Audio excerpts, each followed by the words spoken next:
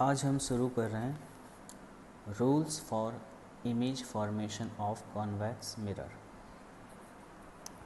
अभी तक हम पढ़ चुके हैं कि कॉन्केव मिरर में इमेज फॉर्मेशन के रूल्स क्या होते हैं और फिर उन रूल्स का यूज़ करके हमने कॉन्केव मिरर में 6 केसेस बनाए जिसमें हमने अलग अलग पोजीशन में ऑब्जेक्ट को प्लेस किया और उसके अकॉर्डिंग इमेज कंस्ट्रक्ट की, जिसमें हमने रूल्स जो हमने सीखे थे कॉन्केव मिरर के वो यूज़ किए।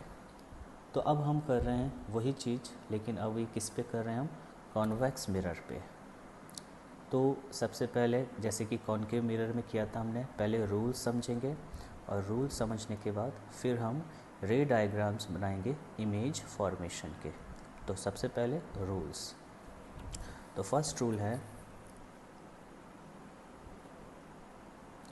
अगर इंसिडेंट रे प्रिंसिपल एक्सिस के पैरेलल आती है तो रिफ्लेक्टेड रे जो होगी, यानी कि वो रे जो रिफ्लेक्शन के बाद जाएगी वो ऐसा अपीयर होनी चाहिए कि वो फोकस से आ रही है, यानी फोकस से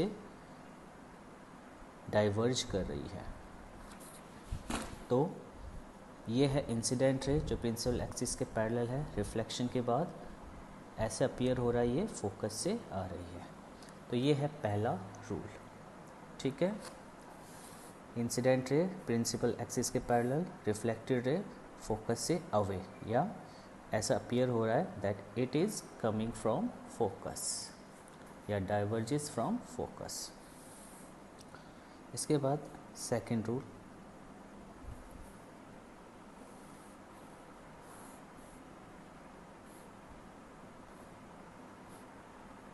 पोल, centre of curvature and focus.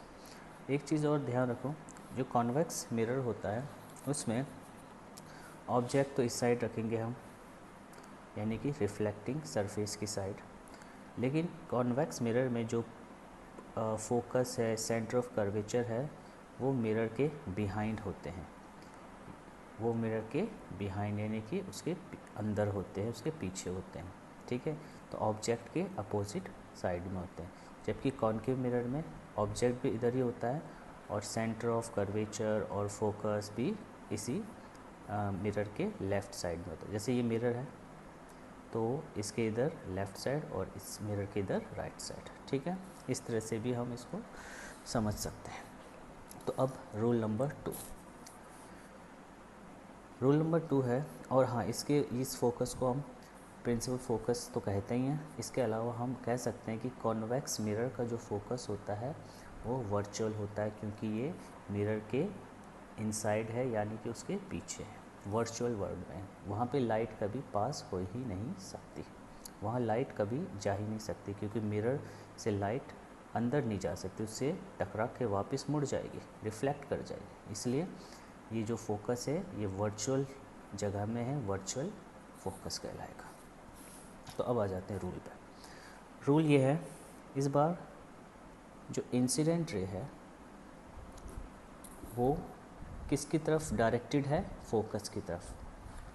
तो एक रे ऑफ लाइट फोकस की तरफ डायरेक्टेड है, यानी कि फोकस की तरफ जा रही है, तो कॉन्वेक्स मिरर से रिफ्लेक्ट होने के बाद वो प्रिंसिपल एक्सिस के पैरेलल हो जाएगी। यानी कि ऊपर वाले रूल का अपोजिट है कि अगर इंसिडेंट रे प्रिंसिपल एक्सिस के पैरेलल है तो reflected ray away from focus, और अगर इंसिडेंट रे फोकस की तरफ आ रही है तो reflected ray parallel to principal axis, ऐसे हो जाएगी, ठीक है। तो ये है आपका रूल नंबर 2।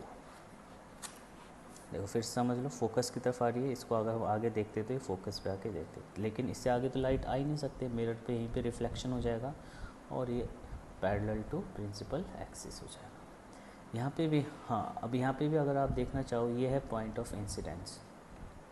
तो इस पॉइंट ऑफ इंसिडेंस से अगर हम सेंटर ऑफ कर्वेचर को ज्वाइन कर दें डॉटेड से और इसको आगे भी एक्सटेंड कर दें तो ये आपका नॉर्मल है। तो पॉइंट ऑफ इंसिडेंस को सेंटर ऑफ कर्वेचर से ज्वाइन कर दो, आगे भी एक्सटेंड कर दो, तो ये आपका नॉर्मल हो गया। तो ये है इंसिडेंट रे नॉर्मल, तो ये हो गया angle of incidence. Reflected ray और नॉर्मल, ये हो गया एंगल ऑफ रिफ्लेक्शन। और angle of incidence is always equal to angle of reflection. ठीक है, तो ये आपको अगर कभी ये कहा जाए कि इस रूल में एंगल ऑफ इंसिडेंस और एंगल ऑफ रिफ्लेक्शन नॉर्मल सब लेबल करो, तब आपको इस तरह से करना है, अदरवाइज़ ये करने की ज़रूरत नहीं है। अदरवाइज़ सिर्फ ये करना है। इसमें भी कर सकते हैं, ये सेंटर ऑफ कर्वेचर से इस पॉइंट ऑफ इंसिडेंस को ज्वाइन कर देंगे हम ऐसे, और ये आगे कर देंगे, तो ये हो जाएगा, ये इस बार एंगल ऑफ इंसिडेंस है और ये एंगल ऑफ रिफ्लेक्शन।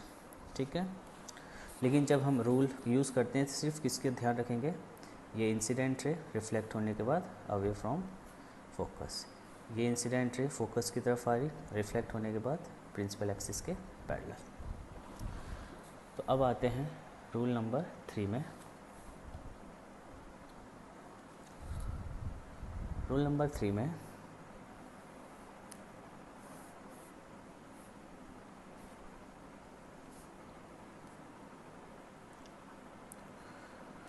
ये पोल, तो जो रे सेंटर ऑफ कर्वेचर की तरफ डायरेक्टेड होती है, ये देखो सेंटर ऑफ कर्वेचर की तरफ आ रही है, तो वो मिरर पे टकराने के बाद रिफ्लेक्टेड बैक हो जाएगी अलोंग द सेम पाथ, यानी कि बाउंस बैक हो जाएगा, यानी इधर आ रही थी तो इसी डायरेक्शन में रिफ्लेक्ट होके उसी पाथ के साथ अपोजिट डायरेक्शन में मूव करेगी। तो ये हो गया आपका सी की तरफ आई, बाउंस बैक हो गए सी से ही, सी की डायरेक्शन में अपोजिट चली जाएगी। ऐसा लगेगा कि रिफ्लेक्टेड रे भी सी से ही आ रही है। इसमें भी अगर आप ये जोड़ दो तो ये आपका नॉर्मल हो गया, तो angle of incidence 0, angle of reflection 0 वाला केस है। और अब last 4th rule,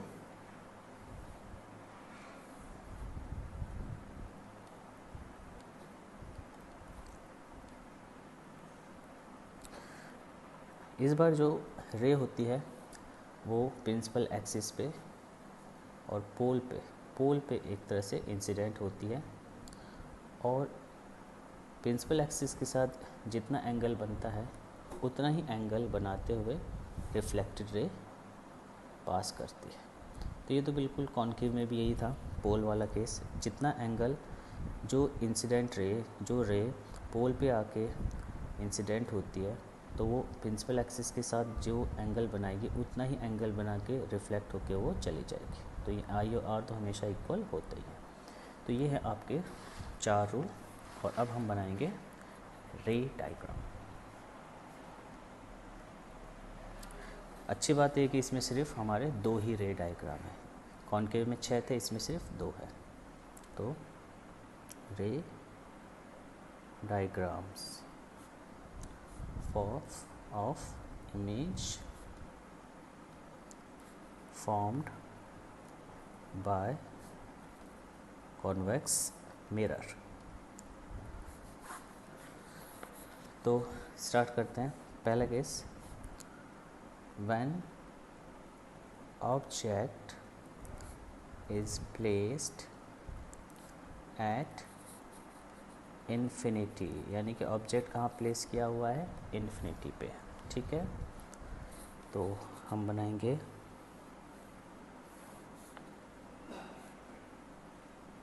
pole, centre of curvature और ये फोकस। तो जब ऑब्जेक्ट इन्फिनिटी पे होता है तो हम इस तरह से ऑब्जेक्ट बना सकते हैं। ठीक है, ए और बी, यानी प्रिंसिपल एक्सिस के ऊपर नहीं बनाना, उससे अलग बनाना है। अब ए पॉइंट से भी आपने एक रे ऑफ लाइट लानी है। ये डॉटेड इसलिए बनाते हैं क्योंकि बहुत दूर से आ रही है, इन्फिनिटी से आ रही है ray of light principal axis के पैरेलल। तो रूल क्या कहता है, जो प्रिंसिपल एक्सिस के पैरेलल आती है वो इस तरह से रिफ्लेक्ट होगी कि ऐसा अपीयर होगा कि वो फोकस से दूर गई। ठीक है, बी से भी ले आओ, ये भी इंसिडेंट है और प्रिंसिपल एक्सिस के पैरेलल है। ये इंसिडेंट रे रिफ्लेक्ट होने के बाद कैसे मूव करेगी कि ऐसा अपीयर होगा कि ये फोकस से आ रही है, तो ये है रिफ्लेक्टेड रे। ठीक है, अब देखो ये है रिफ्लेक्टेड रे, इसको हम पीछे की तरफ मिलाने की ज़रूरत नहीं, पहले ही मिला दिया हमने। तो जहाँ पे ये अब हाँ एक बार ये देखो कि ये जो रिफ्लेक्टेड रे है, एक इधर जा रही है एक इधर जा रही है, क्या ये कभी भी मीट करेंगी? कभी नहीं करेंगी, ये डाइवर्जिंग है, ये कभी मीट नहीं करेंगी। और जब आपस में मीट नहीं करती एक्चुअली, तो हम क्या करते हैं, उसको अपोजिट डायरेक्शन में एक्सटेंड करते हैं, जो कि इस बार पहले से हो रखा है। और ये कहाँ पे मिलेगा? फोकस पे। तो जहाँ पे वो मिलेगा वहाँ पे आपकी इमेज बन जाएगी। तो ये इमेज बन गई फोकस पे। तो अब इमेज की क्या कैरेक्टरिस्टिक्स लिखोगे आप? पहला तो नेचर, हम जानते हैं कि जब एक्चुअल मीट नहीं होता, अपीयर टू मीट होता है, तो इमेज होती है वर्चुअल, और जो वर्चुअल इमेज होती है वो इरेक्ट होती है। यानी कि इस ऑब्जेक्ट की इमेज एक्चुअल में, यहाँ पे तो एक पॉइंट मिला आपको, एक्चुअल में कैसे होगी वो? ऐसे, ये भी बहुत छोटी सी इमेज बनेगी, बहुत ही साइज़ में छोटी, लेकिन वो होगी इरेक्ट, सीधी, ए ऊपर होगा और बी नीचे। दूसरा है साइज़, साइज़ तो पहले ही डिस्कस हो गया है, बिल्कुल point sized image, highly diminished भी कह सकते हो, हाईली डिमिनिस्ड। और पोजीशन, पोजीशन बताओ इमेज की क्या है? इमेज है फोकस पे, एफ पे, तो एट फोकस, एट एफ। तो ये हो गया आपका पहला रे डायग्राम। और अब है दूसरा केस, और दो ही केस हैं। तो इस बार ऑब्जेक्ट कहाँ रखना है? When object is placed between pole and infinity, pole and infinity के बीच में।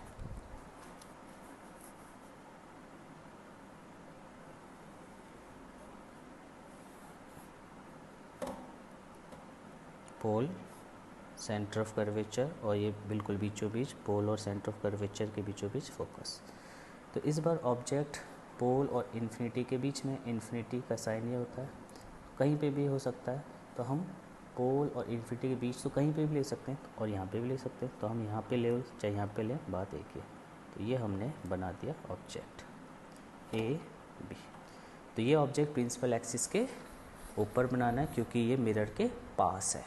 ठीक है, सिर्फ कौन सा वाला नहीं बनाते हम प्रिंसिपल एक्सिस के ऊपर? जो ऑब्जेक्ट इन्फिनिटी पे होते हैं, जैसे कि पिछला केस था इन्फिनिटी पे, ये सिंबल होता है इन्फिनिटी का। तो अब स्टार्ट करते हैं। तो रे डायग्राम का तरीका क्या होता है? पहले ए पॉइंट से एक रे लाए, रूल के अकॉर्डिंग, बिल्कुल प्रिंसिपल एक्सिस के पैरेलल। तो बताओ, जो प्रिंसिपल एक्सिस के पैरेलल आती है वो कैसे जाती है? Away from focus. तो ये है रिफ्लेक्टेड रे। ठीक है, दूसरा केस कौन सा बनाना चाहते हो? सी वाला बना दो। तो ए पॉइंट से, तो दोनों लाइट रे इस बार ए से ही ड्रॉ करनी है, ध्यान रहे। सिर्फ इन्फिनिटी वाले केस में ए से अलग और बी से अलग करते हैं, ए से अलग और बी से अलग करते हैं हम इन्फिनिटी वाले केस में। अदरवाइज़ ए ही पॉइंट से रेज निकालनी है दो, कम से कम दो, तो दो से ही इमेज बन जाती है। तो इस बार क्या करो, ये आप सी की डायरेक्शन में लाओ। तो ए से हमने एक रे ड्रॉ की है विच इज़ डायरेक्टेड टूवर्ड सी, सी की तरफ जा रही है। देखो, तो आपको रूल पता है, जो सी की तरफ डायरेक्टेड होती है वो रिफ्लेक्ट होने के बाद सीधा उसी पाथ पे चली जाती है,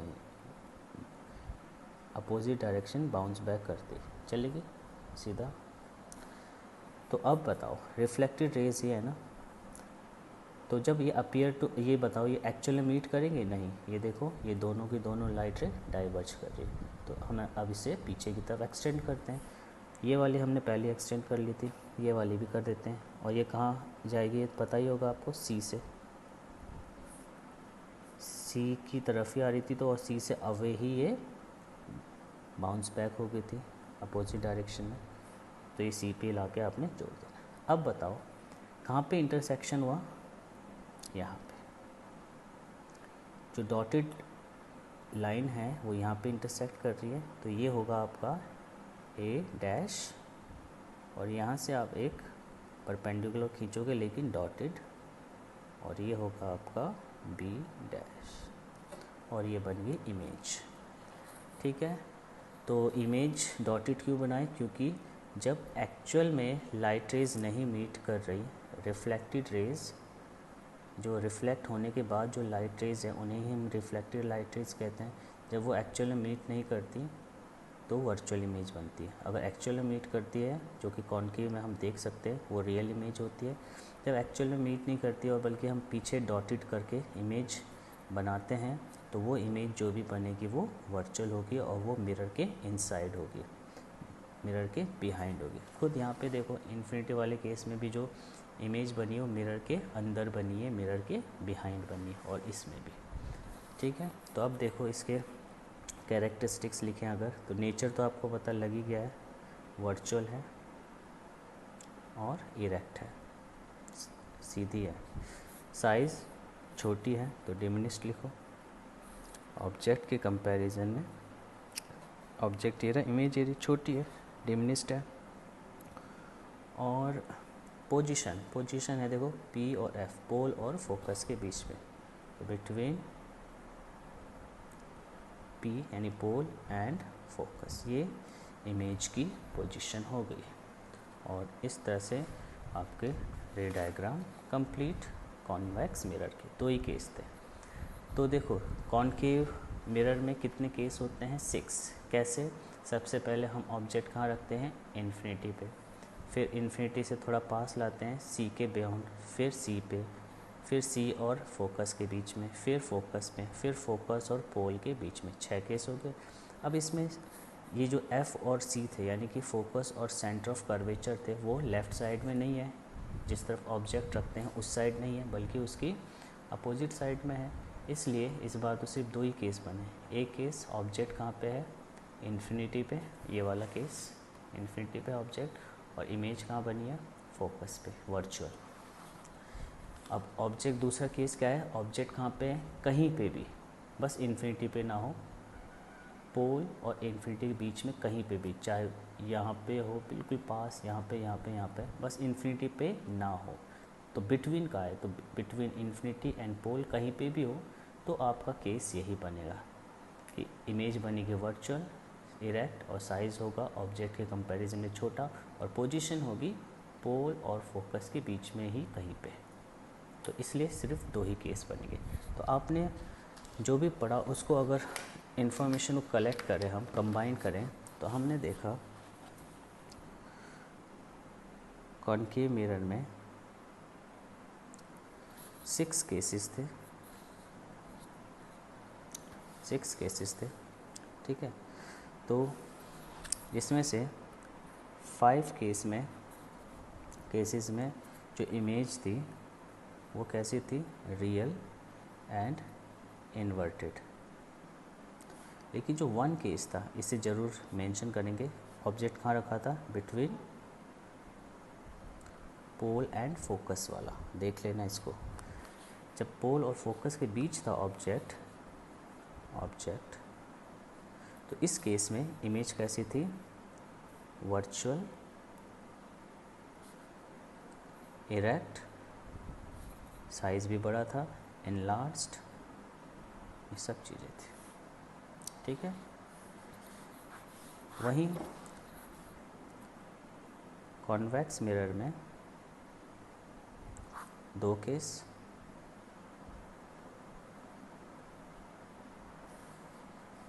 दो में से दोनों के दोनों में इमेज कैसी बनी, वर्चुअल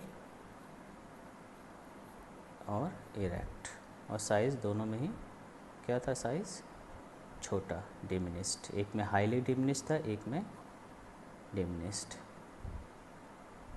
हाईली डिमिनिश्ड मतलब बहुत ही ज़्यादा छोटा, पॉइंट साइज़। ठीक है, डिमिनिश्ड में मतलब छोटा, ऑब्जेक्ट के कंपैरिजन में इमेज छोटी हो गई। तो यहाँ पे हो जाता है आपके रे डायग्राम्स कंप्लीट मिरर के। तो इसके बाद हम पढ़ेंगे इनके यूजेस ऑफ मिरर्स, कॉनकेव और कॉन्वेक्स मिरर के यूजेस।